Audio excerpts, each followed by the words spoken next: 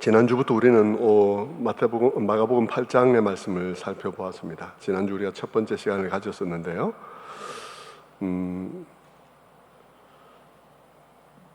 저는 이 마가복음 8장에 우리가 읽은 이 본문의 말씀이 마가복음 중에서 가장 중요한 말씀 중에 하나라고 저는 생각합니다. 그것은 소경을 고치신 사건인데 특이하게도 두 번 안수해서 고치신 그런 사건이죠.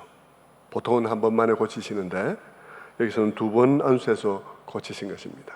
당연히 주님께서 고치지 못하셔서 두 번 안수했을 리는 없고 아주 중요한 교훈을 담기 위해서 그렇게 하셨다. 그렇게 우리는 생각하게 되죠.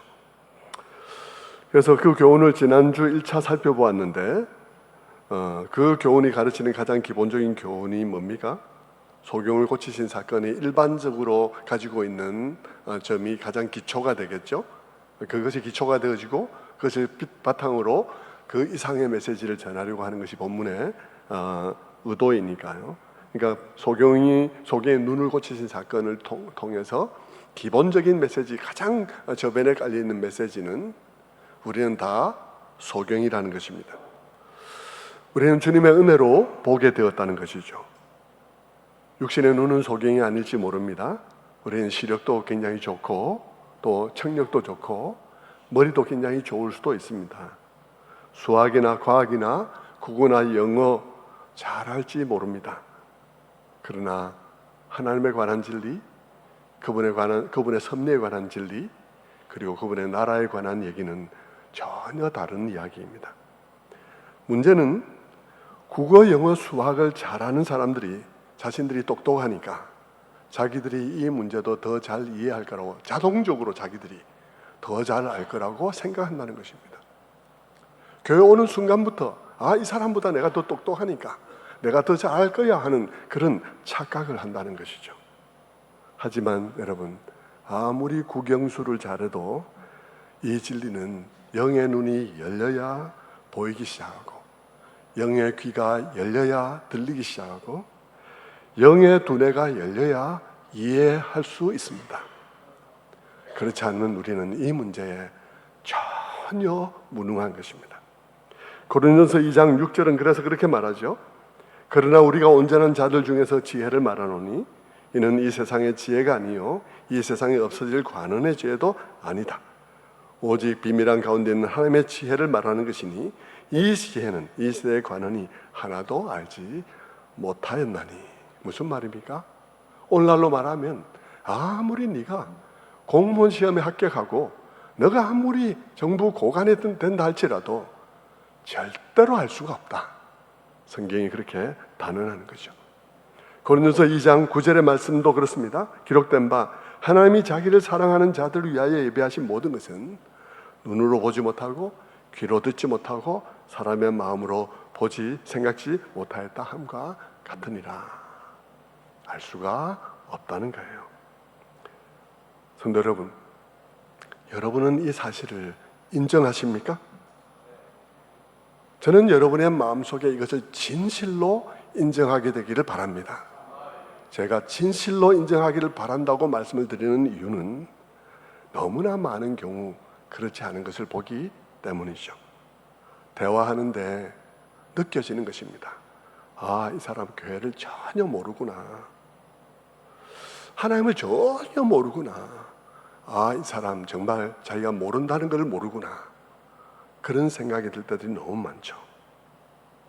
왜냐하면 우리가 대화를 하면서도 어떤 분야든 그렇습니다. 대화를 하다 보면 이 사람 전혀 모른다는 사실을 알 때들이 있습니다. 어떤 분야든 말이죠. 왜냐하면 무지한 말을 막 하니까 막 말을 하는데 막 다 틀린 얘기예요. 그러면 우리의 마음속에 정말 이분 정말 모르구나. 이 사람 정말 문제를 안고 기도 가운데 해결해 본 일이 없는, 교회는 다녔지만 교회는 10년 다녔는데 정말 문제를 안고 하나님 앞에 나가서 기도해 본 일이 없는, 그래서 해결해 본 일이 없는 사람이구나 이 사람 하는 것이 저절로 느껴지는 일들이 너무 많은 거예요. 왜냐하면 해보면 알아요. 해보면 이 사람이 했는지 안 했는지. 기도 안 한 사람은 모르지. 그렇게 해결 안 해본 사람은 모르죠. 근데 그 사람만 모를 뿐이죠. 그렇게 그 길을 걸어간 사람이 한 걸음도 그 길을 걷지 않았다는 사실을 알 수 있는 것이죠. 그래서 제가 여러분에게, 여러분, 우리가 정말 무지한 자들인 것을, 정말 하나님께서 우리의 눈을 열어주지 않으면 정말 무지하다는 것을 고백할 수 있게 되기를 간절히 바란다고 말한 것입니다. 너무나 많은 사람들이 몰라요. 내가 세상에서 사장이니까, 내가 세상에서 이런 캐리어를 쌓았으니까 당연히 내가 너보다 더 잘 알지 라고 생각하는데, 천만의 말씀, 천만에 그런 일은 없습니다. 절대 모릅니다. 성경이 우리에게 말하기를 참빛이 와도 세상이 그를 알지 못하였다라고 말합니다. 이거는 일반적인 얘기예요. 어떤 특수한 케이스를 말하는 것이 아니라 일반적인 얘기를 말하는 것입니다. 모두가 다 그렇다는 거예요. 빛이 왔는데 세상이 알지 못하더라 했는데, 내가 뭐라고 성경이 그렇게 말하는데 나는 알 거라고. 얼마나 큰 무지인지, 얼마나 큰 교만인지 모르는 것입니다. 성경에도 보면 자꾸 안다고 생각하는 사람들이 있었습니다. 바리새인들이 그랬죠. 바리새인들은 자기들이 안다고 생각했습니다. 그 안다고 생각하는 바리새인들에게 예수님께서 하신 말이 뭔지 아십니까? 요한복음 9장 41절에 예수님께서 이렇게 말했습니다. 예수께서 가라사대 때 너희가 소경되었더라면 죄가 없으려니와 본다고 하니 네 죄가 그대로 있느니라. 네가 본다고 하니까, 네가 못 본다고 말하고 주님 나는 못 봅니다, 내 눈을 열어주시옵소서, 나는 무지합니다, 주의 은혜 아니면 나는 소경인 것 같습니다 라고 말하면 괜찮은데, 네가 본다고 하니까 네 죄가 그대로 있다. 네가 본다고 하면서 그 꼴이니까, 네가 똑똑하다니 생각하니까 네 죄가 그대로 있느니라. 성도 여러분, 저는 여러분들이 거기에 해당되지 않기를 바랍니다. 거기에 해당되지 말아야 해요. 성도 여러분, 여러분에게 조금이라도 영적 진리가 가슴에 와닿고 마음으로부터의 아멘이 나온다면 은혜인 줄 아시기를 바랍니다. 그것이 은혜예요. 주님이 우리의 눈과 귀에 능력을 행하셨기 때문입니다. 우리의 마음을 열어주신 것이죠. 우리에게는 어느 날 마치 내가 갑자기 깨달은 것 같은 느낌이 들지만, 그러나 그렇지 않다는 것입니다. 그건 기적이었다는 것이죠. 주님이 나의 영적 감각을 열어주셨기 때문에 그만큼 내가 더 믿게 된 것이라는 것입니다. 그렇지 않으면 우리는 절대로 믿을 수 없습니다. 그러므로 우리의 믿음은요, 내가 믿은 믿음이 아니라 그랬습니다. 우리의 믿음은 내게 믿어진 믿음이라고 그랬습니다. 우리의 믿음은 내게 믿어진 믿음이에요. 하나님의 선물이란 것입니다. 그 믿음으로 구원을 얻었으니 구원도 선물인 것이죠. 오늘 본문은 소경을 2번 안수해서 제대로 보게 한 그런 사건입니다. 한 번 안수로는 눈이 제대로 떠지지 않았습니다. 한 번 안수한 후에 무엇이 보이냐 그러니까 사람이 걷는 것을 보는데 나무가 걸어가는 것 같은 것을 보나이다 라고 했습니다. 주님께서 다시 한번 안수하시니까 다시 제대로 보게 되었습니다. 무슨 뜻이었습니까? 지난주에 우리는 그것이 한 번만 은혜 받는 게 아니다, 우리는 여러 번의 은혜가 필요하다, 우리는 계속 눈이 열려져 가야 한다는 사실을 뜻한다고 말씀을 드렸습니다. 우리는 평생 더 알아가야 하는 것이죠. 그렇게 더 알아가는 과정 하나하나, 그 단계 하나하나가 처음에 눈이 열리는 것만 기적이 아니라 매번 기적이라는 것입니다. 매번 기적이에요. 처음만 눈 뜨는 것만 기적이고 나머지는 시간만 가면 저절로 되는 게 아니고 매번 은혜가 필요하고, 그 은혜는 매번 우리의 눈을 여는 은혜라는 것입니다. 그것은 처음에 눈 뜨게 하는 것과 마찬가지로 그만큼이나 불가능했던 일이라는 사실을 성경은 우리에게 말해주고 있습니다. 그런데 여러분, 우리의 마음에 새깁시다. 내가 조금 더 알아간 거, 조금 약한 은혜가 아니에요. 주님께서 내 눈을 여는 동일한 은혜를 베풀지 않았으면 나는 거기에 머물러 있을 것입니다. 여러분 중에 20년 전하고 동일하게 희미하게 보는 분들 많습니다. 20년 전과 동일하게 희미하게 보는 분들 많아요. 그거 정말 사람 힘으로 안 되는 것입니다. 자, 그런 점에서 우리 자신에게 어떻게 적용해야 된다고 했나요? 우리에게 물어봐야 된다고 그랬죠? 내 믿음은 자라가고 있는가? 나는 언제 받은 은혜로 신앙생활을 지금 하고 있나? 권사가 됐는데 어느 집사 때 받은 은혜로 지금 생활하고 있나? 최근에 내 눈이 열리는 경험을 한 일이 있나? 여러분은 신앙생활을 하면서 최근에 무릎을 치면서 주님이 이런 주님이었지 라고 발견한 일이 있나요? 아니면 10년 전이나 지금이나 다 흐릿하게 흐리망탕하게 보이는 그런 상황입니까? 어떤 상황입니까? 지금 여러분은 과거보다 더 하나님을, 그리고 그분의 선하심을, 그분의 신실하심을, 그분의 섭리의 완전하심을 더 분명하게 보게 되었나요? 아니면 여전히 흐릿합니까? 왜 그렇게 물어봐야 합니까? 그렇게 물어봐야 하는 이유는 20년째 나무가 걸어가는 것 같이 보고 살아가는 사람들이 많기 때문인 것입니다. 성도 여러분, 마가복음은 은혜 아니면 볼 수 없다, 조금 더 깨닫는 것도 안 된다 라는 것을 마가복음은 우리에게 강렬한 방식으로 제시하고 있다고 말씀을 드렸습니다. 어떤 방식으로 제시하고 있나요? 제자들이 깨닫지 못하고 있는 제자들의 모습을 통해서 제시하고 있습니다. 매우 주님께서 안타까워하고 있죠. 왜 그렇게 안타까워하냐? 너희 귀는 왜 닳고 있냐? 너희 눈은 왜 닳고 있는 거지? 너희 머리는 왜 기억을 못하는 거냐? 이렇게 본문 앞에서 말을 했잖아요. 우리 지난번에 말씀 다 찾아봤죠. 그렇게 말하고 있습니다. 주님이 그렇게 말하고 있는 이유는 주님께서 지금까지 제자들을 데리고 다니면서 온갖 이적을 다 보여주었기 때문입니다. 여러분, 제자들은 성경에서 이적을 가장 많이 본 사람들이에요. 그들은 이적이 일어나는 곳에는 언제나 그 현장에 있었던 사람들입니다. 주님이 중풍병자 걸린 자에게 네 상을 들고 일어나서 걸어 집으로 가라 하는 이 한마디 말씀하니까 그 사람이 일어나서 집에 가는 걸 봤습니다. 성전에 손 마른 자를 고치시는 것을 봤습니다. 수많은 병자가 낫는 것을 봤죠.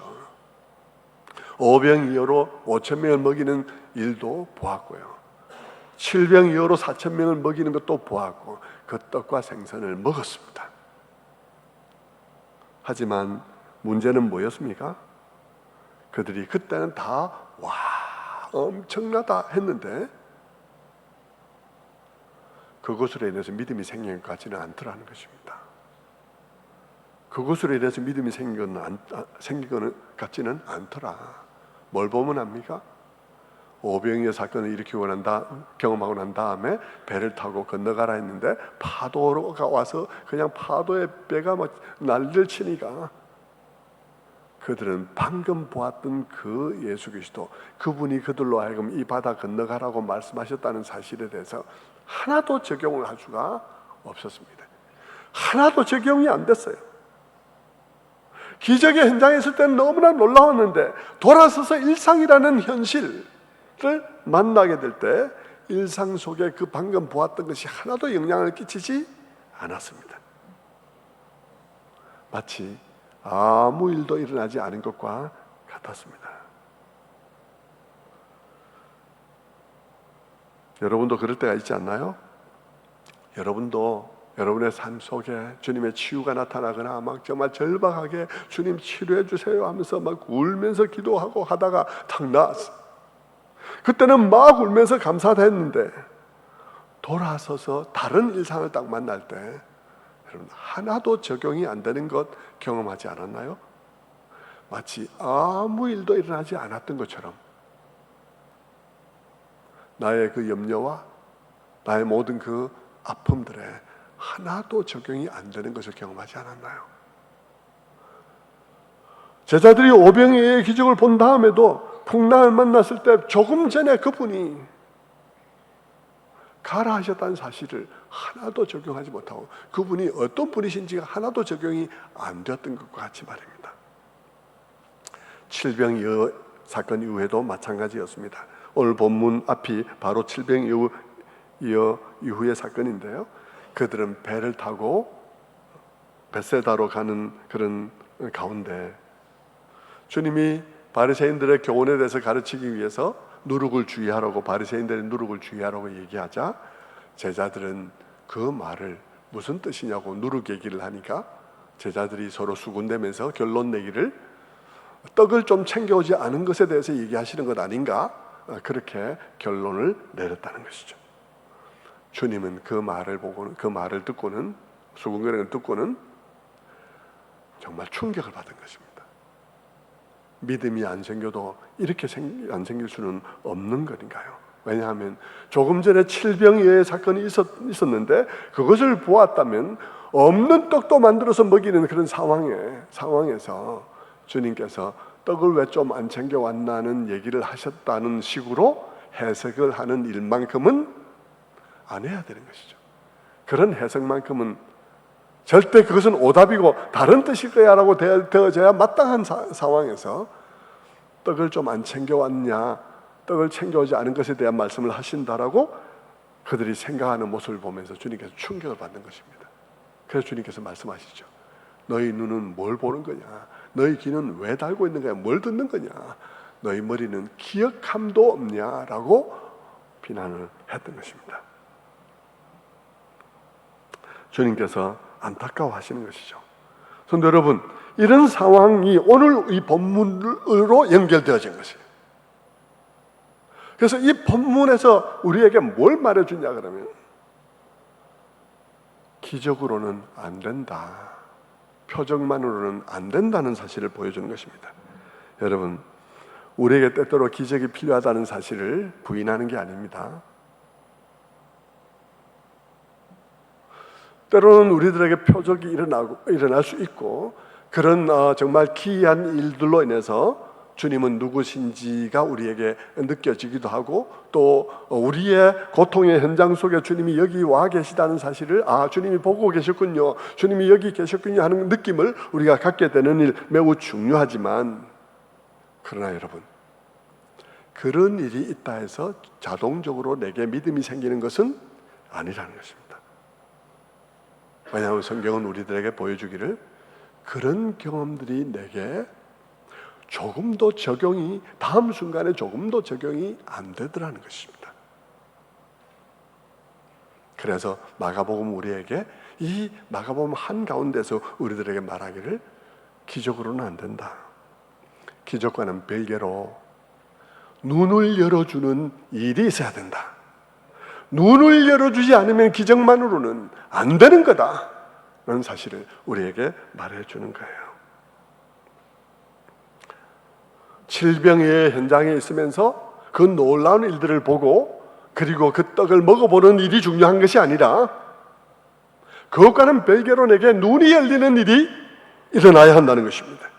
주님이 우리 눈에 안수하지 아니하시면 기적을 체험해도 다음 순간 안 본 거하고 다름이 없습니다. 여러분들 잘 알 거예요. 기적을 체험해도 다음 순간 눈이 열리지 않으면 다음 순간에 안 본 거하고 다름이 없습니다. 그게 본문 속에서 이 성경 마가복음 속에서의 지금까지의 제자들의 모습이요, 또한 우리들의 실상인 거예요. 제자들 비난할 거 없어요. 제자들의 모습을 지금 우리 얘기를 하고 있는 거니까요. 성도 여러분, 여러분은 기적을 경험하기를 원하십니까? 기적만 경험하면 믿어질 것 같습니까? 아니라는 거죠. 박상훈 원장님의 아버지 박용묵 목사님의 그 간증, 수많은 사람들을 신유의 은사로 치유를 했는데 10년 뒤에 다 점검해 보니까 거의 90몇 프로가 안 믿고 있더라. 그 얘기가 지금 이 얘기하고 똑같은 얘기예요. 성경이 지금 과장해서 얘기하고 있는 게 아니라 그 얘기가 이 얘기가 그 얘기예요.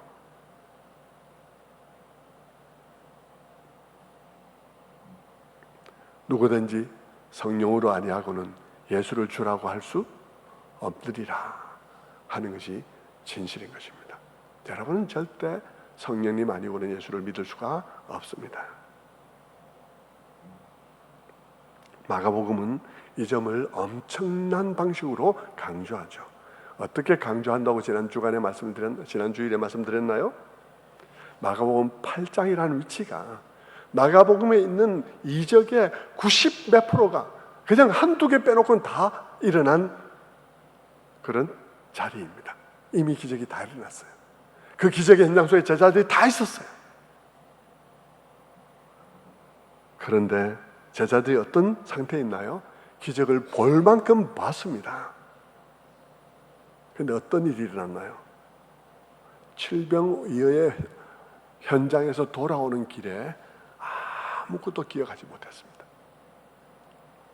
그 경험한 모든 것이 지금 적용되고 있는 게 아무것도 없어요. 평범한 일상 속에 아무것도 적용되지 않습니다. 무슨 말입니까? 성경은 우리에게 아주 강하게 말하기를 네가 믿고 있냐? 그렇다면 네가 믿고 있는 것은 기적이다. 네가 믿는다는 것은 기적이다. 이것입니다. 여러분이 믿는 것이 기적이라고 믿습니까? 안 믿는 것 같은데요. 여러분이 머리 좋아서 믿고 있는 사람 많아요. 여러분들이 가운데 머리 좋아서 믿고 있다고 생각하는 사람 너무 많습니다. 저는 너무 마음이 아파요. 그런 부분들을 보면. 여러분이 믿고 있다면 그건 기적인데 여러분은 여러분의 머리로 믿고 있다고 생각하는 사람들이 많아요. 실제로 머리로만 생각하는 사람도 많아요. 실제 까뒤집어 보면 믿고 있는 것은 아닌 사람 너무 많습니다. 돌아서면 적용이 안 되는 사람 너무 많아요.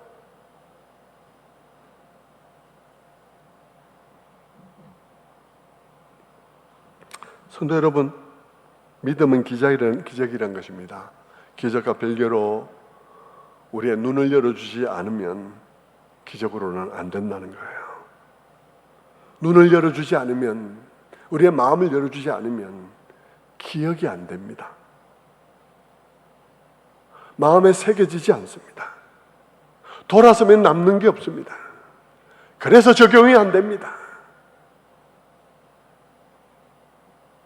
말씀을 듣는 거요, 말씀 시간에 들으면서 아멘 하는 거, 여러분, 우리의 눈과 마음을 열어주지 않으면 말씀 들을 때 아멘 해도 요 문 밖을 나가면서 생각이 안 납니다.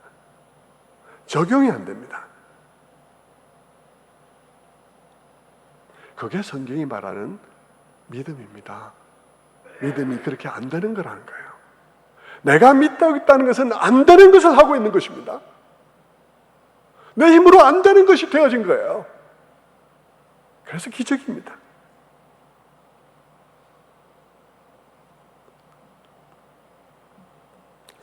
말씀을 들었는데 말씀이 돌아서서도 기억이 되고 일상 속에서도 생각이 나고 어떤 일이 있을 때 적용이 된다면 그건 기적인 거예요. 그건 안 되는 거예요. 원래가 제자들을 보세요. 안 되는 거잖아요. 안 되는 겁니다.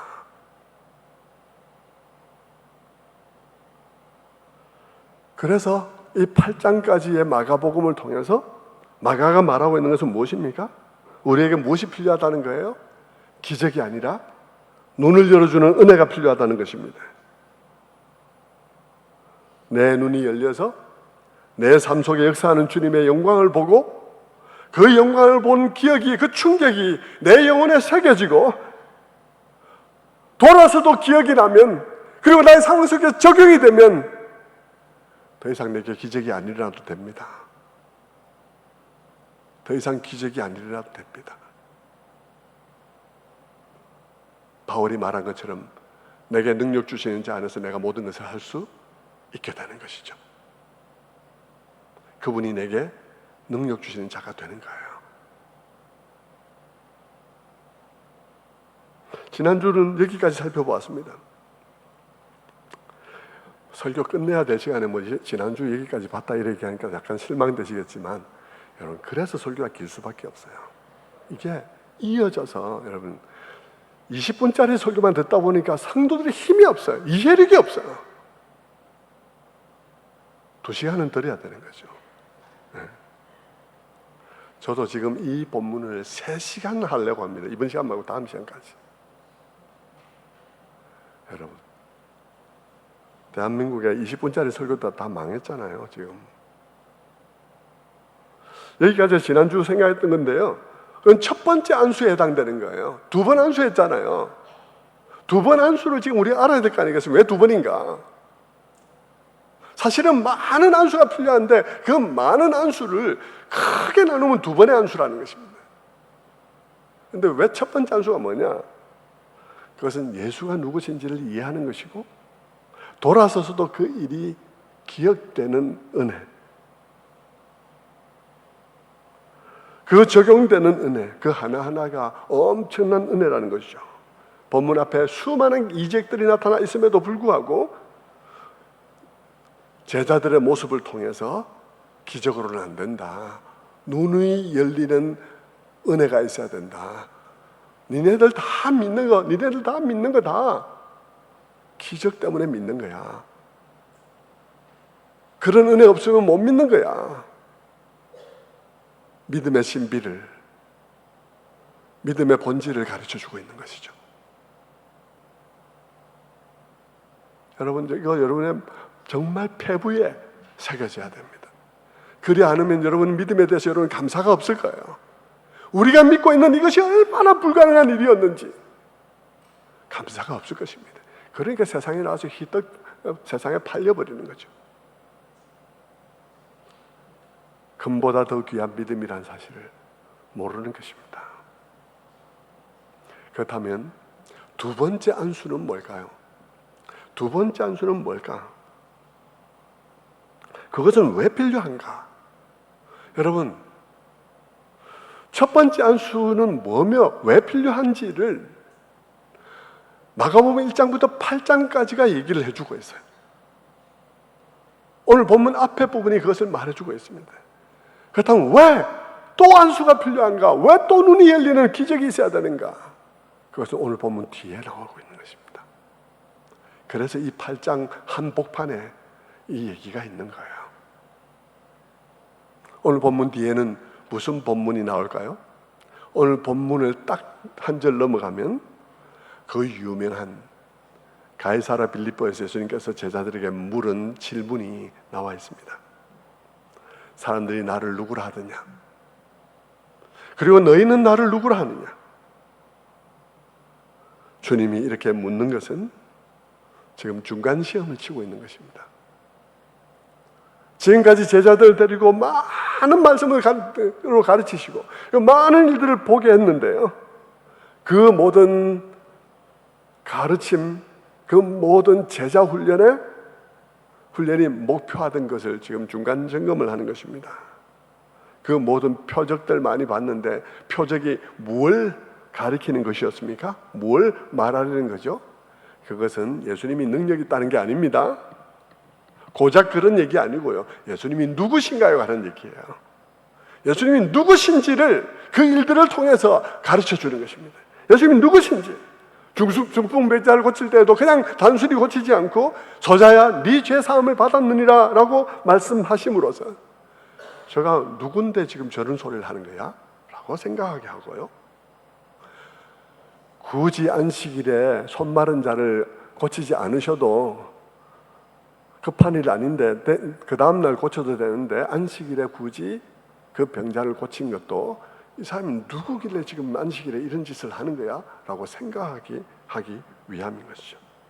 바람과 파도를 잔잔케 하신 일도 그때 사람들이 질문한 것까지 그런 것입니다. 사람들은 마음속에 생각하기를 저가 뉘기에 바람과 바다도 순종하는 거.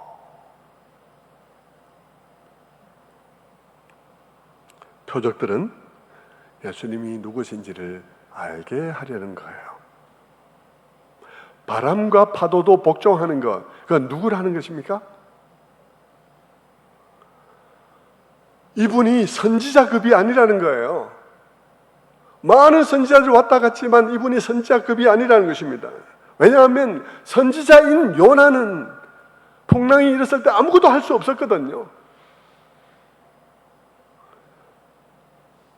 그런데 이분은 바람과 파도가 순종을 하는 것입니다.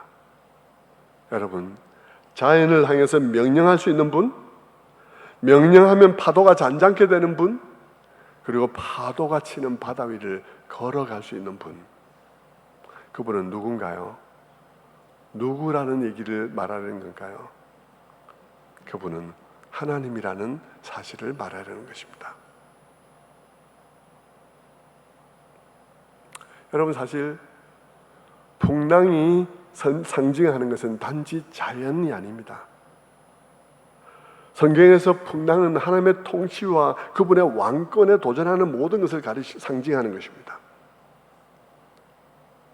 자연의 풍파, 그리고 인생의 풍파, 그리고 역사의 파도, 이 세상의 진화론의 파도, 반기독교 정서의 파도, 헤롯과 빌라도, 그리고 대제사장의 음모. 그런데 하나님은 어떤 분이란가요? 그런 파도 위를 걷는 분이란 것입니다. 그 무리를 걷는 분이란 거예요. 그 파도를 명하시면 잔잔케 할 수 있는 분이란 것입니다. 싸워야 되는 게 아니라 명하시면 되는 것입니다. 여러분, 시편 93편에 하나님에 대한 묘사가 있습니다. 시편 93편 2절에 이렇게 말합니다. 주의 보좌는 예로부터 경고에 있었으며 주는 영원부터 계셨나이다. 여호와여, 큰 물이 소리를 높였고 큰 물이 그 소리를 높였고 큰 물이 그 물결을 높이나이다. 높이 계신 여호와의 능력은 많은 물소리와 바다의 큰 파도보다 위대하니이다. 그렇게 구약시대로부터 하나님을 찬양했는데 지금 그분이 왔다는 거 아닙니까? 지금 파도를 잔잔케 하시고 파도 위를 걷는다는 거 무슨 말인가요? 그분이 왔다는 거잖아요. 지금 파도를 잔잔케 하신 그분이 누구라는 거예요? 구약에서 시편에서 노래하던 바로 그분이란 것입니다. 주님께서는 회당장 야이로의 딸도, 죽은 딸도 살리셨습니다. 그런데 그때도 그분은 선지자와 달랐습니다.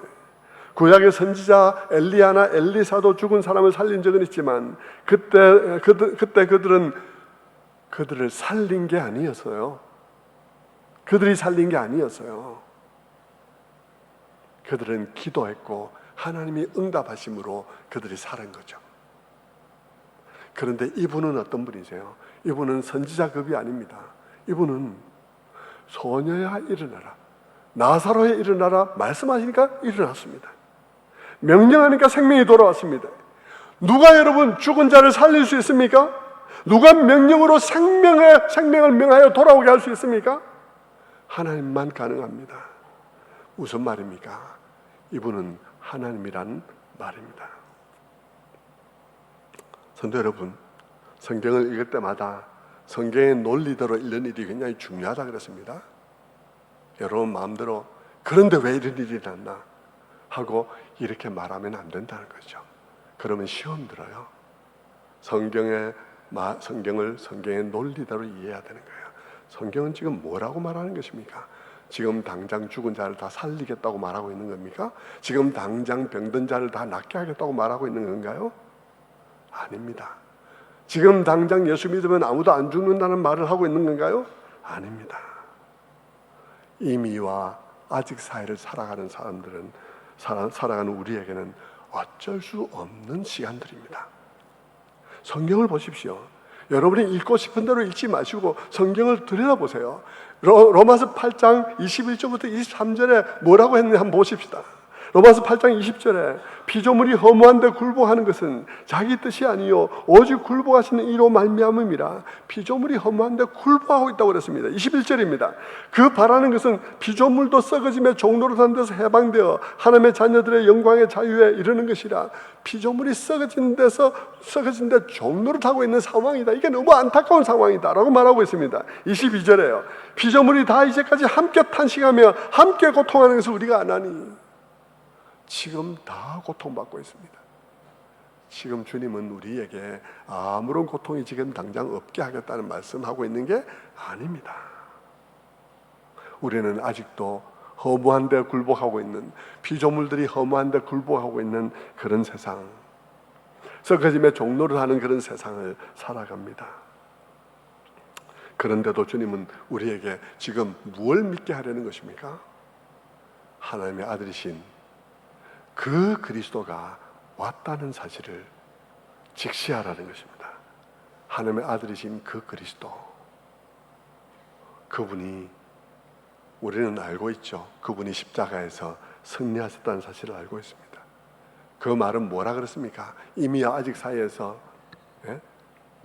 노르망디 상륙작전과 같이 이 땅에 참 소망과 참 생명이 상륙했다는 것을 의미하는 것입니다.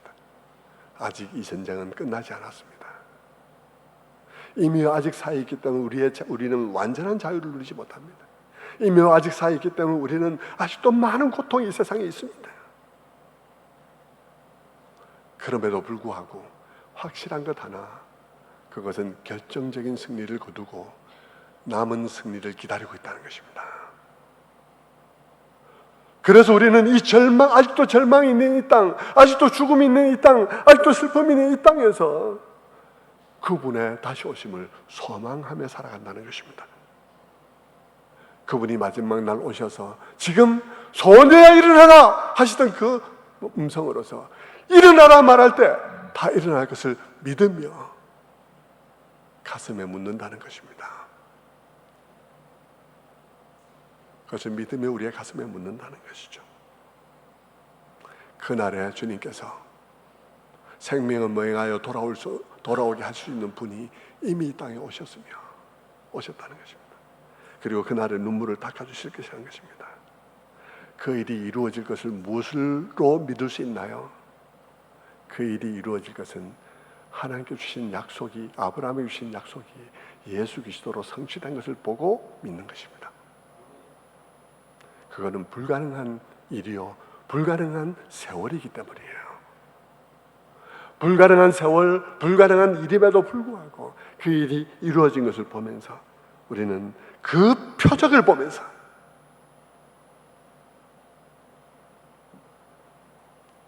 우리는 그 소망으로 우리의 방향을 돌리는 것입니다. 그분이 다시 올 때까지 이 땅에서는 어쩔 수 없습니다.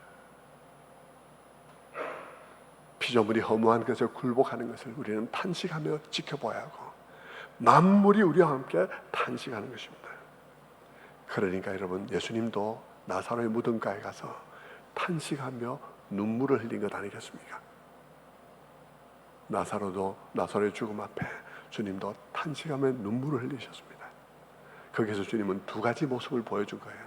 한편으로는 탄식하며 눈물 흘리며 지금도 우리가 감당해야 될 이 아픔과 슬픔에 대해서 통분한 마음으로 눈물을 흘리셨고, 또 한 가지는 그날에 주님께서 다시 살게 하시면 살리신다는 사실을 동시에 보여주고 있다는 사실을 알아야 하는 거예요. 여러분, 우리는 성경을 성경의 논리대로 이해해야 합니다. 여러분 마음대로 성경을 이해하면 시험 듭니다. 성경을 성경의 논리대로 이해해야 되는 것이죠. 마가복음에 기록된 모든 사실들은 다 그런 의미입니다. 모든 기적들 다 그런 의미예요. 중풍병자를 고치신 일, 오병이어의 기적, 다 그런 것이, 다 무엇입니까? 다 그분에게 능력이 있다, 단순한 그런 메시지가 아닙니다. 능력이 있으니까 이분에게 오면 이게 아무 일 없을 거야, 아닙니다. 그건 여러분 마음대로 성경 읽은 거예요. 그런 논리 아니에요. 성경의 그 모든 사실들은 표적이에요. 그것은 이분이 누구인가 하는 거예요. 그분은 구약 내내 장차 올 것이라고 말씀하던 바로 그 메시아라는 것입니다. 그 메시아가 왔는데 그분이 어떤 분이라는 거예요? 기대 이상의 분이라는 것입니다. 어떤 분요? 하나님이 오셔서 우리의 메시아가 되신 분이라는 것입니다. 놀라운 소망을 던지는 거예요. 여전히 우리는 슬퍼하고 여전히 우리에게는 아픔이 있는데, 그런데 우리가 소망을 던지는 거죠. 우리에게 메시아가 왔는데 그분은 하나님이 오셔서 우리의 메시아가 되신 그런 메시아라는 것입니다. 그것이 이 모든 이적이 우리들에게 가르치려는 것이에요. 하지만 제자들은 그것을 깨닫지 못했는데, 그것을 깨닫지 못한 거죠. 이게 그냥 깨달아지는 게 아니에요. 제가 이렇게 말한다고 여러분이 그냥 아멘하고 그냥 딱 받아들여지는 게 아니에요. 기적이 필요한 것입니다. 지금 이 시간 우리의 눈을 여는 기적이 필요한 거예요. 그것 없이는 아무도 믿을 수 없습니다. 그런데 그렇게 믿을 수가 없는데, 제자들이 그렇게 깨닫지 못했는데, 그런데 본문 바로 다음에 가이사랴 빌립보에서 베드로가 고백을 한 거예요. 너희는 나를 누구라 하냐? 베드로가 대답했습니다. 주는 그리스도십니다. 정확히는 주는 그 그리스도십니다. 어떤 그리스도요? 구약 내내 말씀하셨던 그 그리스도십니다 라고 말씀하신 거예요. 마태복음은 기록하기를 그렇게 말했습니다. 베드로가 주는 그리스도시요 살아계신 하나님의 아들입니다 라고 고백을 했다는 것입니다. 그 고백이 이 모든 이적이 목표했으나 달성할 수 없었던 것이에요. 기적만으로는 할 수 없었던 거예요. 그 고백이 그 모든 기적이 목표로 했고 언제나 생각하게 하려는 것이었지만 기적만으로는 할 수 없었던 고백입니다. 요한복음을 기록한 목적도 동일한 거예요. 요한복음을 기록한 목적을 뭐라 그럽니까? 요한복음 20장 31절에 오직 이것을 기록하면 너희로 예수께서 하나님의 아들이신 그리스도이심을 믿게 하려 함이라 라고 말했잖아요.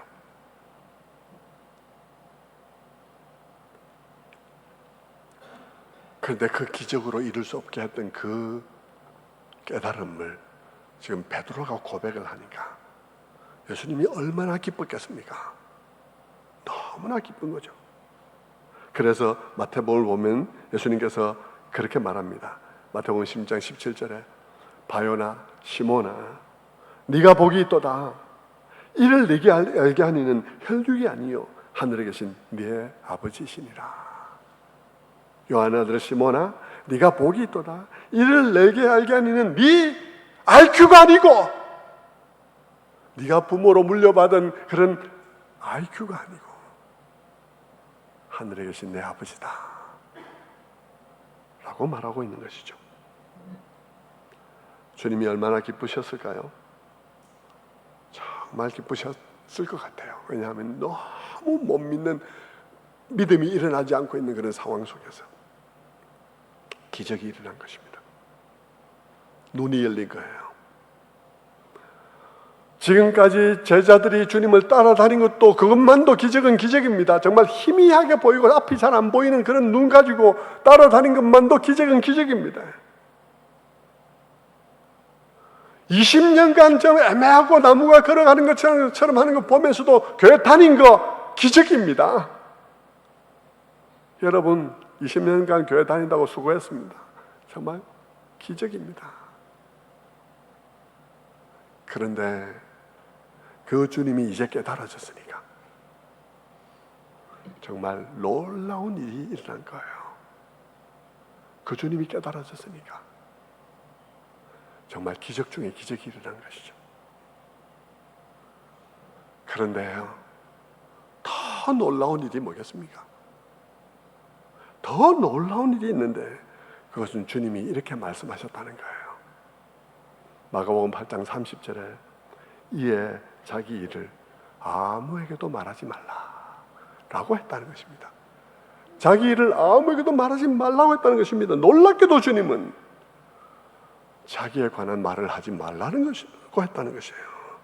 여러분, 주님께서 이 세상에 복음을 전하러 오신 것 아닙니까? 자신이 하나님의 아들이신 메시아임을 선포하기 위해서 오신 것 아닙니까? 그래서 나중에 제자들에게 가서 제자 삼으라 그러시고, 가서 내 이름으로 세례를 주라고 그러시고, 그리고 땅끝까지 이르러 내 증인이 될 것이라고 말씀하시고 한 거 아닙니까? 그런데 왜 아무 말도 하지 말라고 하는 겁니까? 그런데 여러분, 그 이유가 놀라운 거예요. 그 이유가 뭡니까? 그 이유가 주는 그리스도시여 살아계신 하나님의 아들이라는 이 고백이 반쪽짜리 고백이라는 것입니다. 그게 반쪽짜리 고백이라는 거예요. 주님에 대한 이해가 충분하지 않은 고백이라는 것입니다. 기적인데요, 놀라운 기적인데요, 그게 반쪽짜리 고백이라는 거예요. 이대로 나가서 전하면 진리가 왜곡된다는 것입니다. 이대로 나가서 전하면 그 메시지 위에 세워지는 기독교는 망한다는 것입니다. 참 충격적인 거예요. 왜 충격적인가요? 왜냐하면 우리는 거의 대부분이 주는 그리스도시여 살아계신 하나님의 아들이라는 이 고백을 기독교 최고의 고백이라고 생각하고 있기 때문인 것입니다. 여러분들 그렇게 생각하지 않나요? 이 고백이 기독교 최고의 고백이라고 생각하지 않나요? 그런데 정작 성경은 뭐라 그럽니까? 이 깨달음에 한국 교회가 실패해서 지금 다 망하고 있는 건데요. 그런데 성경은 뭐라는 것입니까? 성경은 그 고백이 이르기도 힘들지만 그 고백만으로는 반소경이라는 것입니다. 그 고백만으로는 반소경이라는 거예요. 이게 충격적인 거죠. 그 고백만으로는 나무 같은 것이 걸어가는 것을 보나이다 하는 것입니다. 그리고 그럼 뭐라는 것입니까? 내 이야기 하지 말라는 것입니다. 지금 내 이야기 하지 말라는 거예요. 그렇게 전하면 다 망한다는 것입니다. 충격적인 것이죠. 그렇다면 여러분, 무엇이 필요한 것입니까? 또 한 번의 안수가 필요한 거예요. 또 한 번의 눈이 열림이 필요한 것입니다. 그런데 이번에는 뭘 봐야 하는 거예요? 그것은 이렇게 위대한 분, 바람과 파도도 순종하게 하던 분, 죽은 자를 명하면 생명이 돌아오게 하던 분, 오병이어로 5,000명을 먹이시던 분, 그분이 우리에게 메시아가 되시는데 한없이 기적을 베푸시는 방식으로 우리에게 메시아가 되는 것이 아니라 실망스럽게도 십자가에 못 박히는 방식으로 우리에게 메시아가 되신다는 것이에요.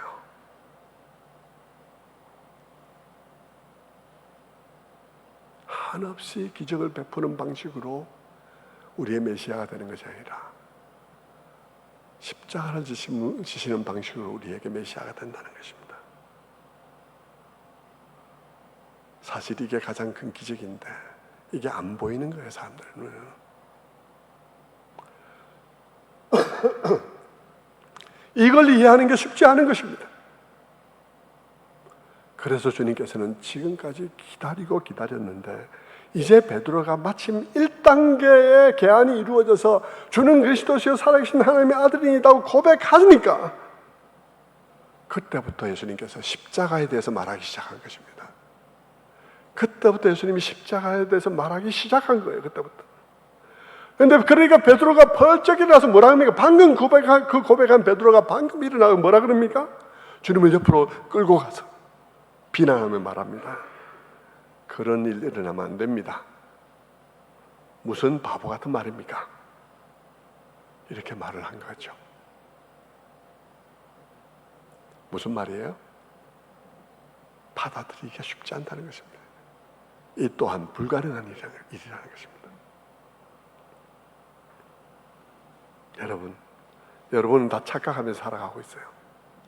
여러분은 이 일이 참 쉬운 거라고 생각해요. 여러분은 예수님 십자가에 못 박혀서 우리의 구주가 되셨잖아. 쉽죠? 일어난 일인 것 같으니까. 너무 쉽죠? 여러분, 예수님 십자가에 못 박혀서 우리의 구주가 되신 거 누가 몰라? 주일학생들 다 안다? 이렇게 생각할 것입니다. 여러분이 착각하고 있는 거예요. 여러분이 믿고 있다고. 그것은 여러분이 착각한 거고, 그건 여러분이 성경을 잘못 이해하고 있는 거예요.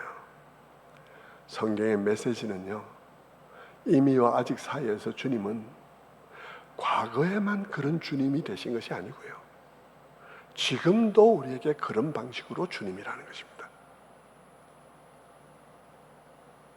주님은 과거에만 그런 주님이 아니라 지금도 우리에게 그런 주님이란 거예요. 최후의 승리를 거둘 그날까지 주님은 오늘도 우리의 기대와는 다른 방식으로 구주가 되십니다. 여러분이 좀 깨달았으면 좋겠어요, 이 점을. 주님은 지금도 우리의 기대와는 다른 방식으로 주님이 되십니다. 주님은 우리가 부자가 되게 하는 방식으로 주님이 되는 게 아니에요. 주님은 우리에게 잘되고 잘되는 방식으로 우리에게 구주가 되는 게 아닙니다. 주님은 우리에게 세상에서 슬픈 일 되게는 절대 안 일어나게 하는 방식으로 주님 되는 게 아니란 말입니다. 만약 그게 아니라면 여기에 아픈 분, 암 걸린 분, 가난한 이들, 사랑하는 이를 먼저 떠나보낸 이들 어떻게 예수 믿어요? 믿을 수 없습니다.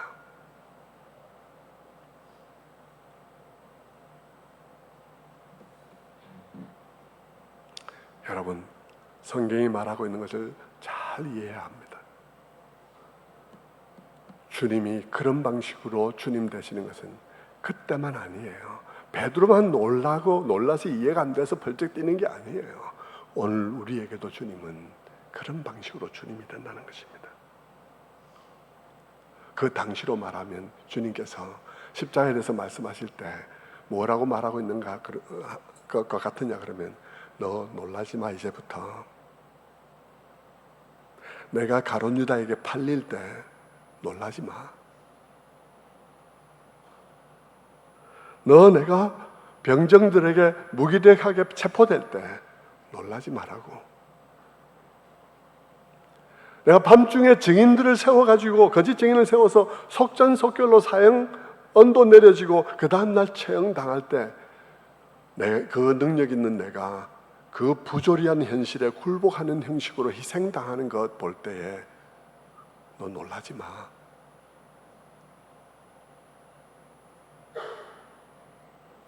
이상하게 생각하면 안 돼. 그것을 이상하게 생각할 것이 아니라 그 일들을 깊이 생각해서 네 소망의 양식으로 그분의 신비로운 은혜와 사랑을 이해하는 양식으로 삼아야 돼. 그렇게 말씀하시는 거죠. 그런데 여러분, 그 일은 여러분이 과거로만 생각하니까 그게 쉬워요. 예수님 십자가에 못 박혀 죽으시고 지금 우리는 능력의 주님으로만 산다 이렇게 생각하기가 너무 쉽죠. 아니라니까요. 아니라고요. 그것은 오늘 우리에게도 아직 현실입니다. 현재예요. 그것을 오늘 우리에게 적용하면 어떻습니까? 오늘 우리는 주님이 세월호 사건이 안 일어나게 하는 방식으로 주님 되시지 않는 것에 대해서 이상하게 생각하면 안 된다는 것입니다. 하나님이 계시다면 왜 이런 일이 일어나? 아니요. 아니라니까요. 주님은 세월호 사건이 일어나지 않는 방식으로 주님이 되시겠다고 하지 않습니다. 주님은 저 우크라이나 전쟁이 안 일어나게 함으로써 주님 되겠다고 하지 않았습니다. 난리와 난리의 소식이 있거든 기억하라고, 때가 가깝다고 기억하라고 난리와 난리가 일어날 거라고 했습니다. 주님이 주님이신데 오히려 우리는 무엇을 보아야 하나요? 오늘 우리는 주님이 오늘도 오시면 저 하마스 대원들에게 희생되는 방식으로 메시아가 되시고, 주님 오늘 오시면 저 잔인한 이스라엘들의 무자비한 그런 희생, 폭탄들에 희생되는 방식으로 주님 되실 것이라는 사실을 이해해야 합니다.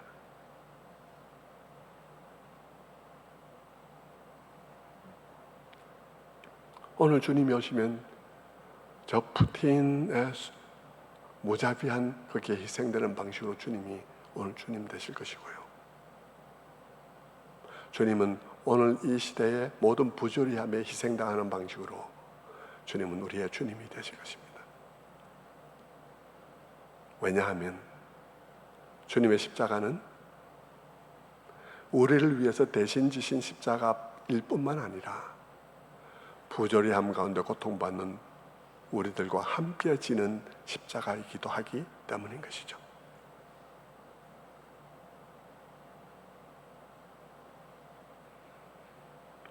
여러분의 마음에 이 메시지가 정말 잘 이해되기를 바랍니다. 그리고 이 자리에 고통받는 분들에게 정말 이해될 수 있게 되기를 주님의 이름으로 축원합니다. 기도하겠습니다. 자비로우신